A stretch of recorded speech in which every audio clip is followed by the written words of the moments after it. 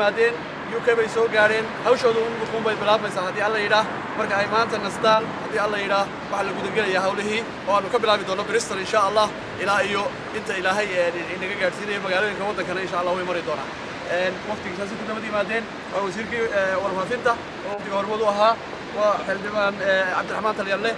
قدومي كحجين كحسب كلبية وميركي مجال عرقابه